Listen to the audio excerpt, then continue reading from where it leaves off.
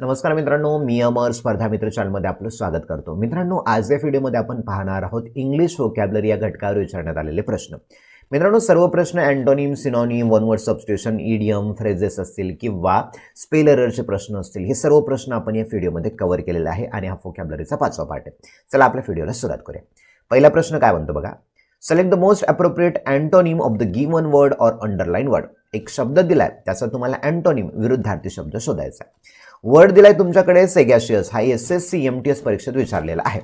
मग सेगॅशियस साठी 4 ऑप्शन आहेत। पहिला म्हणतो डल, बी म्हणतो प्रोफाउंड, सी म्हणतो कीन आणि डी म्हणतो इंटेलिजंट। ओके, तुम्हाला चेक करायचं तुमचा आन्सर बरोबर येते का नाही, तुमची व्होकॅब्युलरी कितपत आहे। तर मित्रांनो, सेगॅशियसचा अर्थ होतो एखादा व्यक्ती हुशार आहे, चतुर आहे, बुद्धिमान आहे।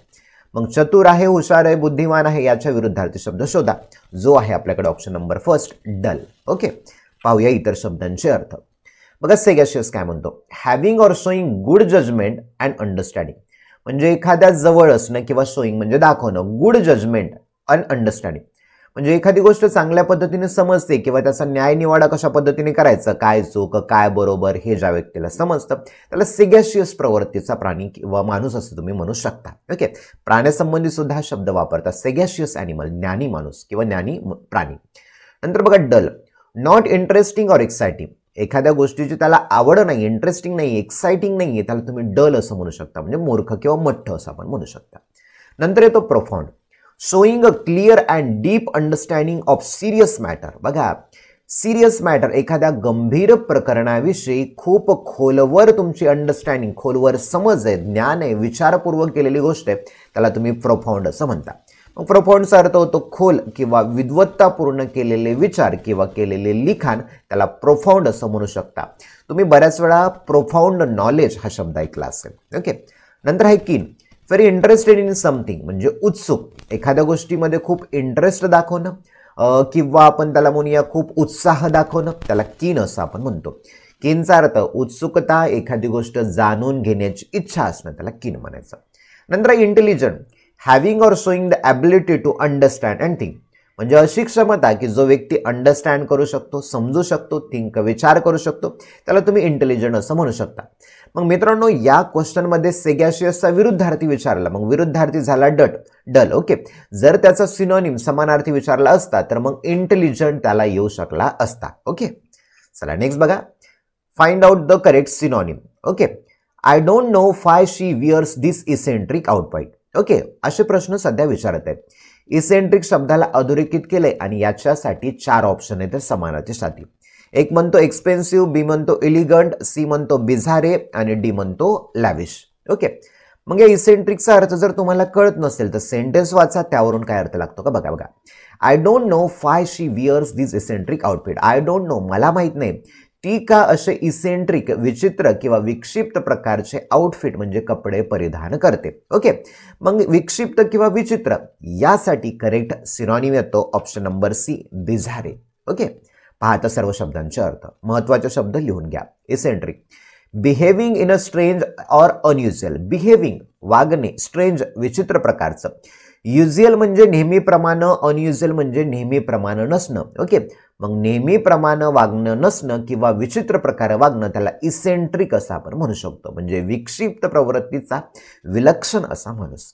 मग सिमिलर झाला bizarre, markedly unusual in appearance or style. बघा, अनयुज्युअल इन अपिअरन्स, अपिअरन्स म्हणजे दिसणे, अनयुज्युअल म्हणजे नेहमीप्रमाणे नसणं, मग जो नेहमीप्रमाणे जसा दिसतोय त्याच्या विरुद्ध असणं किंवा स्टाईलचा वापर करणं, वेगळ्या स्टाईलचा म्हणजे विचित्र, त्याला तुम्ही बिझारे असं म्हणू शकता। ओके, नेक्स्ट आहे एक्सपेन्सिव्ह, म्हणजे कॉस्टिंग अ लॉट ऑफ मनी, खूप पैसे लागतील अशी किंमत म्हणजेच महाग आहे, त्याला एक्सपेन्सिव्ह असं म्हणू शकता।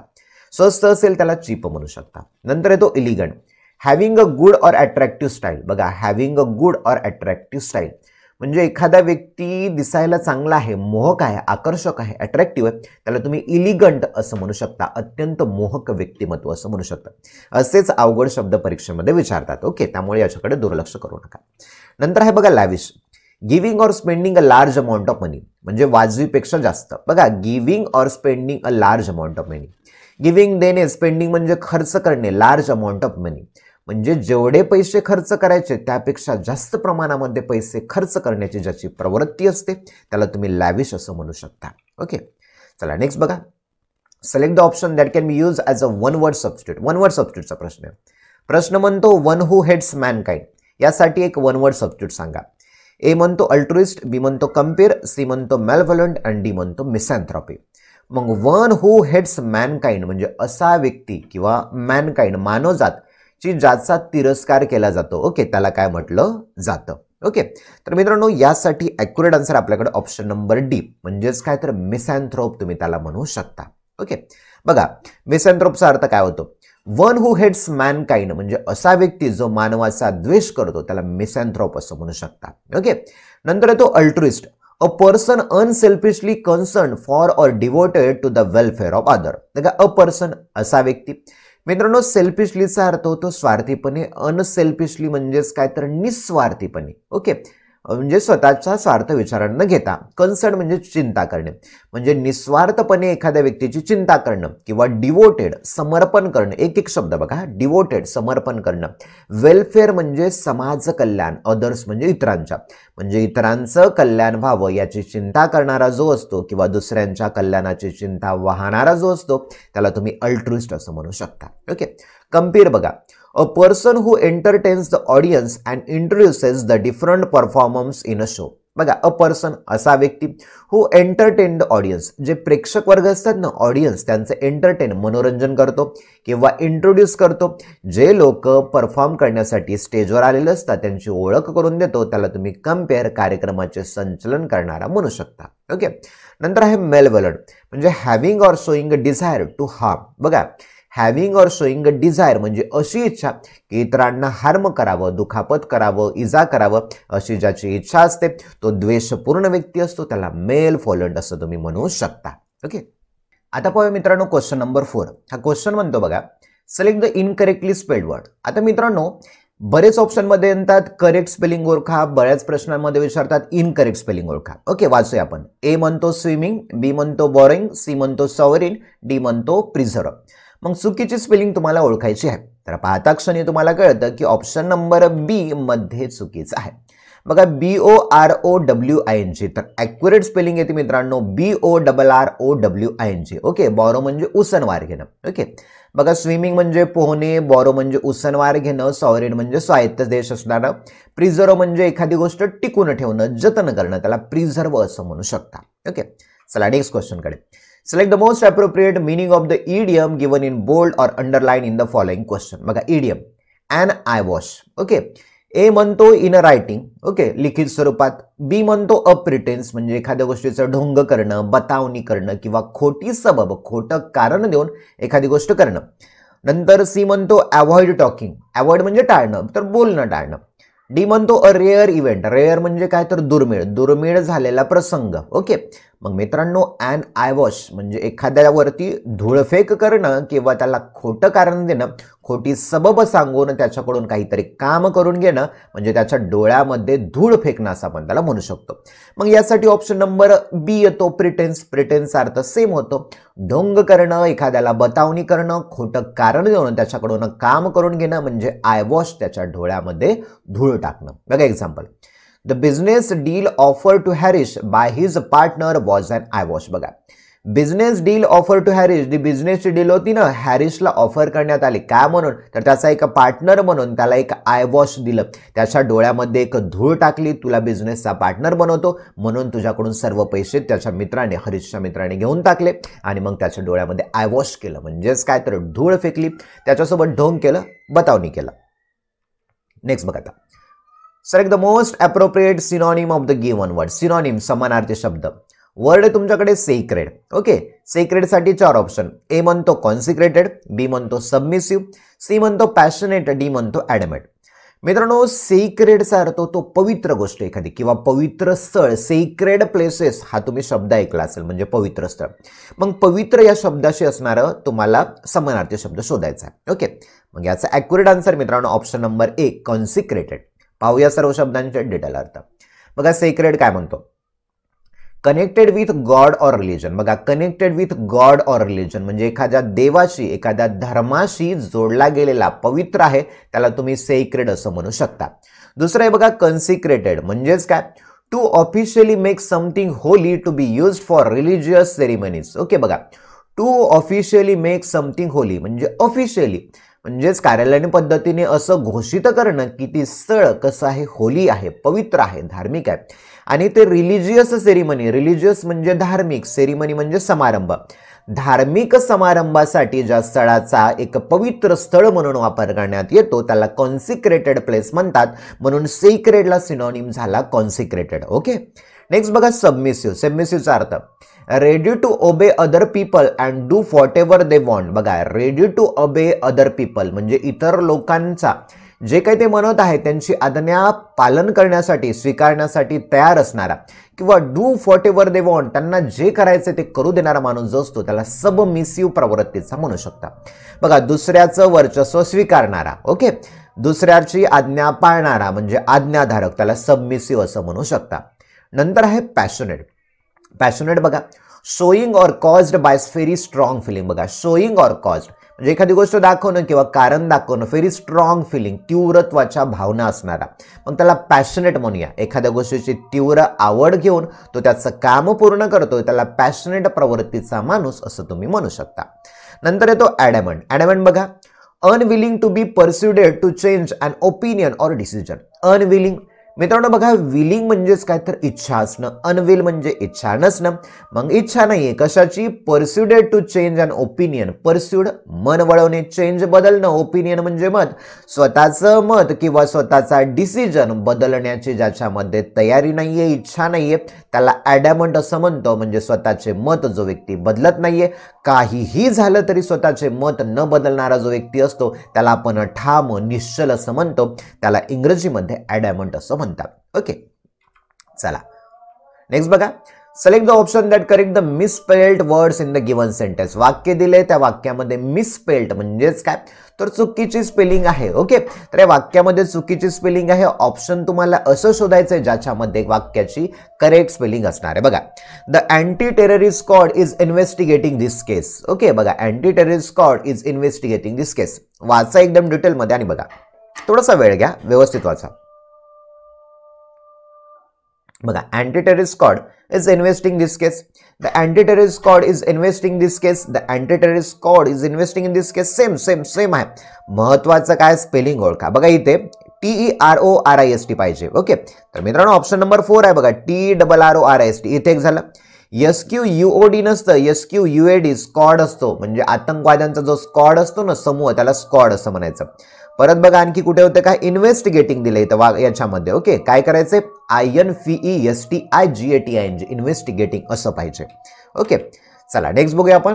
Select the most appropriate antonym of the given word. विरुद्धार्थी शब्द. वाचूया पूर्ण लाईन. ओके, SSC परीक्षेला विचारलाय बरं, महत्वाचं आहे. आणि नवीन असाल आपण तर चॅनलला लाईक करा, शेअर करा, सबस्क्राईब करा, जास्तीत जास्त मित्रांपर्यंत आपली ही सिरीज पाठवा.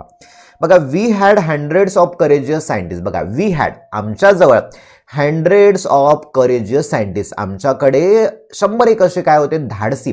करेजियस म्हणजे धाडसी, शूर शास्त्रज्ञ होते किंवा हुशार किंवा धाडस करणारे, धीट असणारे शास्त्रज्ञ होते. मग करेजियस म्हणजे धाडसी. मग असा शब्द शोधा जो की भित्रेपणा सांगतो. ए म्हणतो डिफिडंट, बी म्हणतो गस्टी, सी म्हणतो ऑडिशियस, डी म्हणतो फॅलन. असेच हार्ड शब्द तुम्हाला परीक्षेत विचारतात बरं, त्यामुळे याच्याकडे अंडर एस्टिमेट त्याला करू नका. तर मित्रांनो, करेजियस धाडसी, तर त्याला एकच आहे विरुद्धार्थी, तो आहे ऑप्शन नंबर ए म्हणजे डिफिडंट. ओके, बघूया करेजियस काय म्हणतो. Having or characterized by courage and bravery. म्हणजे असा व्यक्ती जो कॅरेक्टर दाखवतो, चारित्र दाखवतो, कसं, धाडसीपणाचं, ब्रेवरी शूरपणाचं, त्याला करेजियस म्हणू शकता. ओके, डिफिडंट बघा, not having confidence in your on strength or ability. बघा, कॉन्फिडन्स नाहीये, आत्मविश्वास नाहीये, तुमच्या स्ट्रेंथवरती, तुमच्या ताकदीवरती आत्मविश्वास नाहीये, तुमच्या ॲबिलिटी, तुमच्या क्षमतावरती आत्मविश्वास नाहीये. म्हणजे आत्मविश्वासहीन, आत्मविश्वास नसलेला जो भित्र आहे त्याला डिफिडंट असं म्हणतात.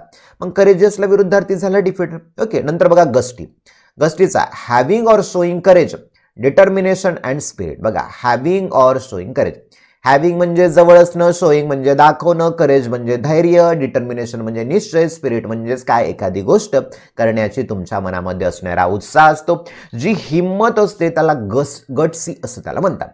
मग करेजियसला जर सिमिलर वर्ड विचारला असता तर गट्सी येऊ शकला असता. ओके, पुढचं बघा, ऑडिशियस.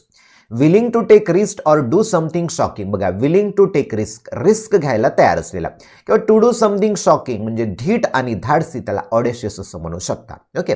नंतर आहे फॅलियंट म्हणजे फुल of courage and not afraid. पूर्णपणे करेज, धाडस असलेला, कुणालाही अफ्रेड न करणारा म्हणजे न भिणारा जो शूर असतो त्याला फॅलियंट असं म्हणू शकता. मग मित्रांनो, करेजियसला 3 इथे सिमिलर आलेत. एक आलाय गट्सी, दुसरा ऑडेशियस आणि तिसरा आलाय फॅलियंट. ओके. चला नेक्स्ट बघा. आता वन वर्ड सबस्टिट्यूटचा प्रश्न विचारा मित्रांनो.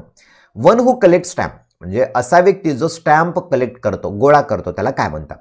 ए म्हणतो न्यूमिस्मॅटिस्ट, बी म्हणतो नार्सिसिस्ट, सी म्हणतो फिलॅटलिस्ट आणि डी म्हणतो कलेक्टर. ओके. तर ॲक्युरेट आन्सर आहे आपल्याकडे ऑप्शन नंबर सी, फिलॅटलिस्ट. बघूया. बघा फिलॅटलिस्ट काय म्हणतो. वन हू कलेक्ट स्टॅम्प्स, असा व्यक्ती जो स्टॅम्प गोळा करतोय, टपाल तिकिटांचा संग्रह करतोय, त्याला फिलॅटलिस्ट असं म्हणू शकता. नंतर आहे न्यूमिस्मॅटिस्ट म्हणजे अ पर्सन हू कलेक्ट और स्टडीज कॉइन्स अँड मेडल. असा व्यक्ती कॉइन म्हणजेच नाणे, आहे की नाही? बघा इथं बघा, नाणी व मेडल म्हणजे पदके यांचा अभ्यास करणारा जो असतो त्याला न्यूमिस्मॅटिस्ट असं म्हणतात. म्हणजे असा व्यक्ती जो नाणे किंवा पदके यांना कलेक्ट करतो, गोळा करतो, त्यांचा अभ्यास करतो, त्याला न्यूमिस्मॅटिस्ट असं म्हणू शकता. नंतर बघा नार्सिसिस्ट म्हणजे काय? A person who has an excessive interest in or admiration of themselves. एक शब्द आहे त्याला, आत्मपूजक म्हणजे स्वतःचीच पूजा करणारा. बघा, अ पर्सन असा व्यक्ती, who has an excessive interest असा व्यक्ती, त्याला जादा प्रमाणामध्ये इंटरेस्ट आहे, आवड आहे, और ॲडमायरेशन म्हणजे स्वतःची स्तुती करण्यामध्ये, प्रशंसा करण्यामध्ये ज्याला स्वतःची आवड आहे, जो स्वतःलाच भारी समजतो, त्याला नार्सिसिस्ट असं म्हणू शकता. नंतर आहे कलेक्टर. कलेक्टरचा नॉर्मली अर्थ होतो जिल्हाधिकारी. ओके. पण इथे बघा, a person who collect things as a hobby or as a part of his her job. असा व्यक्ती जो खूप साऱ्या गोष्टी गोळा करतो, कलेक्ट करतो, एक छंद म्हणून किंवा त्याचा जॉब आहे, काम आहे म्हणून, त्याला तुम्ही कलेक्टर म्हणू शकता. ओके. चला नेक्स्ट बघा. Select the correctly spelled. तुम्हाला योग्य स्पेलिंग सापडायची. Assembly, assembly, assembly, assembly. चला सांगा कोणती स्पेलिंग बरोबर आहे. ओके. चला ॲक्युरेट स्पेलिंग आहे ऑप्शन नंबर ए. ओके. चला असेंब्लीचा अर्थ होतो सभागृह वगैरे. पुढचा बघा ईडीएम आहे. Okay. The lead one by the nose. बघा, to lead one by the nose. 4 option आहेत. ए म्हणतो to try again after failing at something. एखादी गोष्टीमध्ये फेल झालात, अपयश झाला, ती परत एकदा ट्राय करणं. दुसरं म्हणतो टू कंट्रोल समवन कम्प्लिटली. एखाद्यावरती पूर्णपणे कंट्रोल करणं, नियंत्रण करणं. सी म्हणतो to have the freedom to choose. एखादी गोष्ट निवडण्याचं स्वातंत्र्य असणं. आणि डी म्हणतो टू बी अँशियस टू स्टार्ट समथिंग. एखादी गोष्ट सुरू करण्यामध्ये अँशियस, अस्वस्थ असणं, ते त्याला काय म्हणतात? तर मित्रांनो, accurate answer option number B म्हणजे टू कंट्रोल समवन कम्प्लिटली. एखाद्यावरती पूर्णपणे नियंत्रण मिळवणं, त्याला म्हणू शकता to lead one by the nose. Okay. बघा, to lead one by the nose, to control someone completely. एखाद्यावरती पूर्णपणे नियंत्रण मिळवणं. बघा, John has to lead his team by the nose to get the acquired result. बघा, acquired result, त्याला हवा तो रिझल्ट किंवा हवा तो परिणाम मिळवण्यासाठी जॉनने त्याच्या टीमचं नेतृत्व केलं. म्हणजेच काय? To control someone completely. त्याच्या टीमला पूर्णपणे काहीतरी नियंत्रणात आणणं, त्यांना मार्गदर्शन केलं, त्याला म्हणायचं to lead one by the nose. Next बघा सिनोनिम. वर्ड दिलाय प्लॉसिबल. ओके. ए म्हणतो इरेजिस्टेबल, बी म्हणतो इरॅशनल, सी म्हणतो अनटेनेबल आणि डी म्हणतो क्रेडिबल. आता प्लॉसिबलचा अर्थ होतो एखाद्यावरती विश्वास ठेवण्यासारखा. ओके. मग विश्वास ठेवण्यासाठी एकच शब्द आहे आपल्याकडे, option number D, credible. Okay. चला बघा प्लॉसिबल काय म्हणतो. That you can believe reasonable. बघा, ज्याच्यावरती तुम्ही विश्वास ठेवू शकता, जे रिझनेबल आहे, त्याला तुम्ही प्लॉसिबल असं म्हणू शकता. एक बघा, व्यक्ती लाघवी पण लबाड म्हणजे व्यक्तीबद्दल ज्याच्यावरती विश्वास ठेवू शकता परंतु तो लबाड प्रवृत्तीचा सुद्धा आहे, त्याला प्लॉसिबल असं म्हणतात. त्याला समानार्थी झाला credible. That you can believe म्हणजे ज्याच्यावरती तुम्ही विश्वास ठेवू शकता, बिलीव्ह करू शकता, विश्वसनीय आहे, त्याला क्रेडिबल म्हणतात. नंतर तो irresistible. Okay. So strong that it can not be stopped or prevented. बघा, एवढं मजबूत असणं की त्याला तुम्ही स्टॉप, थांबवू शकत नाही किंवा प्रिव्हेंट करू शकत नाही, त्याला प्रतिकार करू शकत नाही, त्याला इरेजिस्टिबल असं म्हणू शकता. दुसरा अर्थ बघा, आकर्षक आहे, त्याला इरेजिस्टिबल. किंवा ज्याला विरोध किंवा ज्याचा प्रतिकार करता येत नाही. एखाद्या गोष्टीला तुम्ही इतकं आकर्षले जाता की त्याचा तुम्हाला प्रतिकारच करता येत नाही आणि ती गोष्ट तुम्ही स्वीकारता, त्याला इरेजिस्टिबल असं म्हणता. ओके. नंतर आहे irrational. Not based on a reason or clear thought. आता याच्या बघा, रॅशनल हा शब्द विचार केला. रॅशनलचा अर्थ काय म्हणतो? Based on a reason or clear thought, एखाद्या कारणावरती किंवा स्पष्ट विचारावरती आधार असलेला, तर्कबुद्धीने विचार केलेला, रॅशनल. आणि इरॅशनल म्हणजे तर तर्कबुद्धीने विचार न केलेला, असमंजसपणाचं म्हणजे समजूतदारपणा नसलेलं, त्याला इरॅशनल प्रवृत्तीचं म्हणू शकता. ओके. नंतर बघा untenable, not able to be supported or defended against criticism. Not able to be supported, एखाद्या गोष्टीला सपोर्ट करता येत नाही असा, किंवा ज्याला डिफेंड संरक्षण करता येत नाही, क्रिटिसिझम टीकेविरुद्ध संरक्षण करता येत नाही, रक्षण करण्यास अयोग्य, त्याला अनटेनेबल असं म्हणू शकता. ओके. चला नेक्स्ट बघा अँटोनिम आहे. काय करतात त्याच्यामध्ये, सेंटेन्स देतात, वर्ड देतात अंडरलाईन, आणि त्याचा तुम्हाला विरुद्धार्थी शब्द. बघा, he carries that sorrow with him now just under the surface also tangible. बघा, he carries that sorrow with him म्हणजे सॉरो म्हणजे दुःख, त्याने त्याचे दुःख स्वतःसोबत कॅरी केले. Just under the surface almost tangible. बघा, जस्ट अंडर द सरफेस जे कसं होतं, टँजिबल होतं म्हणजे दिसेल असे. टँजिबल म्हणजे जी गोष्ट तुम्हाला दिसेल, जिला तुम्ही स्पर्श करू शकता, त्याला टँजिबल असं म्हणायचं. मग टँजिबलला विरुद्धार्थी काय होतं बघा, डिलेक्टेबल, ॲब्स्ट्रॅक्ट, ॲक्च्युअल, डिस्टिंक्ट. तर ॲक्युरेट आन्सर आहे आपल्याकडे ऑप्शन नंबर बी, त्याला म्हणायचं ॲब्स्ट्रॅक्ट. ओके. बघा टँजिबल काय म्हणतो, that can be clearly seen to exist, ज्याला स्पर्श करून शक्य आहे, किंवा ज्याला तुम्ही सीन करू शकता, पाहू शकता, जी की एक्झिस्ट आहे, अस्तित्वात आहे, त्याला तुम्ही टँजिबल असं म्हणू शकता. मग विरुद्धार्थी बघा ॲब्स्ट्रॅक्ट. ॲब्स्ट्रॅक्टचा अर्थ होतो नॉर्मली मित्रांनो भाववाचक नाम. तुम्ही ऐकलं असेल ॲब्स्ट्रॅक्ट नाम, भाववाचक नाम म्हणजे डोळ्याने दिसत नाही, ज्याला स्पर्श करू शकत नाही, फक्त भावना तुमची दर्शवू शकतात. सौंदर्य, भावना दर्शवू शकतात. एखाद्याची शांतता, फक्त तुम्ही भावना दर्शवू शकता, शांतता दिसते वगैरे असं काही नाही. ओके, ज्याला स्पर्श करू शकत नाही असं. मग existing only as an idea, not as physical thing. Existing only as an idea, एक फक्त आयडिया म्हणून, कल्पना म्हणून अस्तित्वात असलेलं, एक फिजिकल थिंग नाही, एक वस्तू स्वरूपात नाही आहे, त्याला ॲब्स्ट्रॅक्ट असं म्हणू शकता. म्हणजे शारीरिक किंवा प्रत्यक्ष अस्तित्वात नसलेला, त्याला तुम्ही ॲब्स्ट्रॅक्ट असं म्हणू शकता. ओके. नवीन असेल तर चॅनलला सबस्क्राईब करा बरं. पुढचं आहे बघा delectable, extremely good to taste, smell or look at. बघा, extremely good to taste, extremely म्हणजे जास्त प्रमाणात, म्हणजे टेस्ट चवीला, स्मेल वास यायला किंवा दिसायला एकदम कसा रुचकर आहे, स्वादिष्ट दिसतो असा, त्याला तुम्ही डिलेक्टेबल असं म्हणू शकता. ओके. नंतर आहे actual, really existing or happening म्हणजे अस्तित्वात असलेला, खरं खुरं, त्याला ॲक्च्युअल म्हणायचं. ओके. मग दुसरा आहे डिस्टिंक्ट, क्लिअरली डिफरंट म्हणजे वेगळा, पूर्णपणे वेगळा जो आहे, भिन्न आहे, त्याला डिस्टिंक्ट असं म्हणू शकता. ओके. चला नेक्स्ट बघा वन वर्ड सबस्टिट्यूटचा प्रश्न आहे. Imitate someone's action or words in order to entertain or ridicule. A म्हणतो कॉपी, म्हणजे इमिटेट शब्दाला तुम्हाला वन वर्ड शोधायचा आहे, कॉपी. बी म्हणतो मिमिक, सी म्हणतो रिपीट, आणि डी म्हणतो डुप्लिकेट. तर मित्रांनो आता शब्दाचा अर्थ कळत नसेल, पूर्ण वाचूया बघा काय म्हणतो. इमिटेट समवन्स ॲक्शन म्हणजे एखाद्याच्या कृतीला, इमिटेट म्हणजे नकल करणं, अनुकरण करणं. एखाद्या व्यक्ती कृती करायला त्याला अनुकरण करणं. बरेच जण करतात ना, शाहरुख खान, नाना पाटेकर यांची ऍक्टिंग करतात म्हणजे इमिटेट करतात त्यांना. किंवा त्याची ॲक्शन, चालण्याची पद्धत, त्याची वागण्याची पद्धत किंवा त्याचे शब्द यांना अनुकरण करतात, की जेणेकरून ते एंटरटेन, मनोरंजनात्मक वाटतील, किंवा रिडिक्युल, हास्यास्पद, हसण्यासारखे वाटतील, त्याला इमिटेट करणं म्हणतात. मग त्यासाठी एकच ऑप्शन आहे, option number B, mimic. Mimicry तुम्ही ऐकलं असेल ना, मिमिक्री करणं, तर त्यालाच म्हणतात इमिटेट. ओके. मिमिक बघा, imitate someone's action or words in order to entertain or ridicule. एखाद्याच्या कृतीला काय करणं, एंटरटेन करणं किंवा हसण्यासारखं करणं, त्याला तुम्ही नक्कल करणं म्हणतात, ठीक आहे नाही, तर त्याला मिमिक असं म्हणतो. मग इमिटेटला काय झालं, मिमिक्री. दुसरं बघा कॉपी काय म्हणतो, something that is made to look exactly like something else. आता हा डॉक्युमेंट स्वरूपात म्हणतात बरं. एक्झॅक्टली दुसऱ्या वस्तूसारखी ती गोष्ट बनवणं, त्याला कॉपी करणं म्हणतात. इथे पण बघा डुप्लिकेटचा सेम अर्थ, to make an exact copy of something, त्याच्यासारखी सेम कॉपी करणं. मग कॉपी, डुप्लिकेट हे डॉक्युमेंट संबंधित वाटतात. नंतर आहे रिपीट म्हणजे परत सांगणं, to say, write or do something again or more than once, एकापेक्षा जास्त वेळा सांगणं, रिपीट करणं. चला नेक्स्ट बघा इडियम आहे आपल्याकडे मित्रांनो. बघा, my elder brother is so innocent, माझा मोठा भाऊ खूप इनोसंट आहे, निष्पाप आहे. That winning an argument against him is like shooting fish in a barrel. बघा, आणि त्याच्या विरुद्ध आर्ग्युमेंट विन करणं, जिंकणं, ही एक कसं आहे, shooting fish in a barrel असं आहे. आता बघा एखादा व्यक्ती इनोसंट आहे, मग त्या इनोसंट व्यक्तीविरुद्ध म्हणजे जास्त बोलत वगैरे नाहीये, मग त्याच्या विरुद्ध जर तुम्ही एखादी आर्ग्युमेंट, वादविवाद करत असाल, तर ते कसं, शांत व्यक्ती जास्त बोलू शकतो का, नाही. मग ए बघा, इंडल्ग इन अन इलिगल ऍक्टिव्हिटी. इंडल्ग म्हणजे एखाद्या वाईट गोष्टीमध्ये गुंतलेलं असणं. लीगल म्हणजे कायदेशीर, इलिगल म्हणजे बेकायदेशीर. मग बेकायदेशीर कृतीमध्ये तुमचा हात असणं, गुंतलेलं असणं.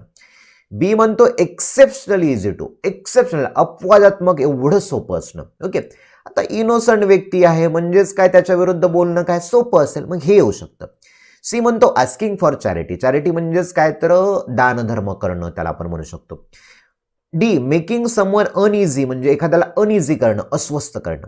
मग accurate option number B exceptionally easy to do म्हणजे एखाद्याला खूप सोप्या पद्धतीने हरवणं खूप सहज शक्य आहे त्याला, असं आपण त्याला म्हणू शकतो. मग shooting fish in a barrel त्याच्यासाठी झालं exceptionally easy to do. Okay, चला मित्रांनो, व्होकॅब्युलरी तर तुम्ही पाहिली. आता महत्त्वाची थोडीशी इन्फॉर्मेशन बघा. आपला ऑनलाईन इंग्लिश स्पीकिंग कोर्स आहे. हा इंग्लिश स्पीकिंग कोर्स 30 दिवसाचा आहे. या 30 दिवसाचा कोर्स लाईव्ह आणि रेकॉर्डेड दोन्ही स्वरूपामध्ये आहे. लाईव्हमध्ये असं होईल की तुम्हाला माझ्याशी कनेक्ट करता येतील, जे काही प्रश्न असतील तुम्हाला मला विचारता येतील. त्या क्लासमध्ये काय काय टॉपिक होतील बघा. English communication skill daily practice होईल. दुसरं व्होकॅब्युलरी बिल्डिंग होईल तुमची. बेसिक आणि ॲडव्हान्स इंग्लिश ग्रामर होईल तुमचं. Body language, presentation skill, practice exercise. दररोज तुम्हाला प्रॅक्टिस एक्सरसाइज मिळणार आहेत. त्या प्रॅक्टिस एक्सरसाइज तुम्ही सॉल्व्ह करायच्या आणि मला दाखवायच्या. मी चेक करेल सुद्धा, काही करेक्शन असेल ते सांगेल सुद्धा. क्लासमध्ये सुद्धा खूप सारा आपण प्रॅक्टिस एक्सरसाइज ओरली घेतो, म्हणजे तुमची बोलण्याची जास्तीत जास्त प्रॅक्टिस करतो. तर मित्रांनो, हा कोर्स आहे. ग्रुप डिस्कशन घेतो, तर डिबेट घेतो, सर्व काही आपण क्लासमध्ये घेतो. कोर्सची अगोदर फीस होती 2499, परंतु ऑफर प्राइस आहे 599. ओके, हा कोर्स तुम्हाला रेकॉर्डेड डिजिटल जे की अकॅडमी ॲपवरती मिळणार आहे. आणि तुम्हाला अधिक माहिती हवी असेल तर 8208253845 या नंबरवरती कॉल करू शकता. डिस्क्रिप्शनमध्ये आपल्या व्हॉट्सअप ग्रुपची लिंक दिलेली आहे. त्या लिंकला जाऊन तुम्ही ग्रुपमध्ये ॲड होऊ शकता. चला तर मित्रांनो, येथेच थांबूया. Thank you for watching this video.